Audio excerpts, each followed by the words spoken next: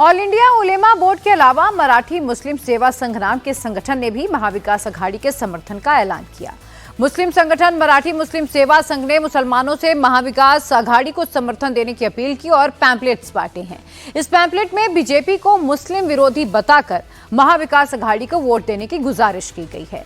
BJP के नेता किरीट सोमैया ने इसकी शिकायत चुनाव आयोग से भी की। पुलिस से एफआईआर दर्ज कराने की मांग की है।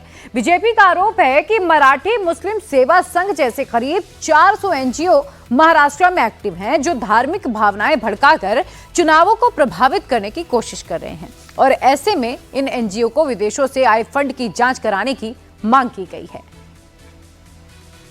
तो कोड फेडरेशन बना गया, ये जो मराठी मुस्लिम सेवा संघ मराठी नाम दिया गया और लिखा है federation of Maharashtra Muslim league. 100 crore का फंड बाहर से आया है।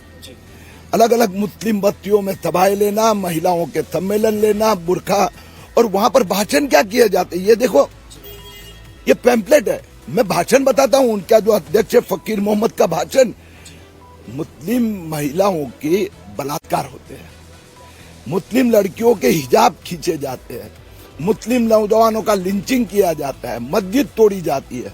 और इसके लिए नरेंद्र मोदी भाजपा को हराओ, महाविकास आघाड़ी को जिताओ।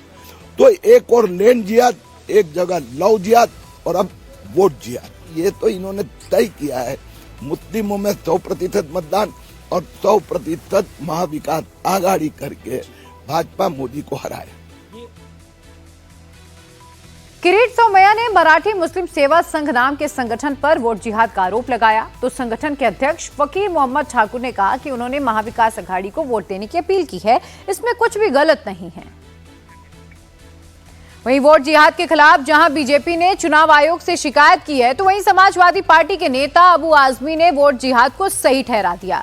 अब आजमी का कहना यह है कि पिछले 10 साल में मुसलमानों पर जुल्म बढ़ गए और इसीलिए अब मुसलमान बीजेपी के खिलाफ लामबंद हो रहे हैं। तो आखिर इसमें गलत है तो है क्या? 2014 के पहले किसी लड़की का बुर्का उतारने की बात हो रही थी क्या देश में? मैं पूछूं, गाय बैल के नाम पर मुसलमानों को मारना पहले तक भी हो रहा था क्या? मैं कहता हूं कि मॉब लिंचिंग का पहले केस हो रहा था क्या?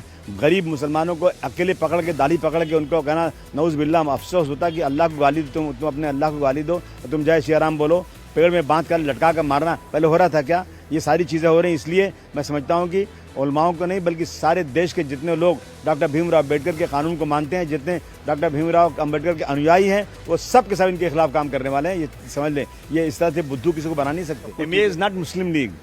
एमईए नहीं कोई मुसलमानों की अलग पार्टी है।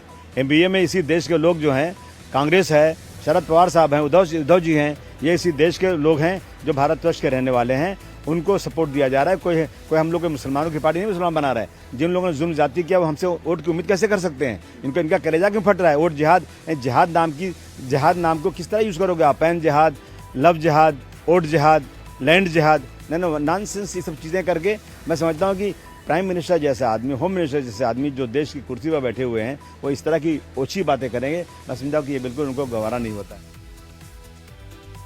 महाराष्ट्र में मौलाना और उलेमा खुलकर महाविकास अघाड़ी के पक्ष में वोट करने के लिए अपील कर रहे हैं।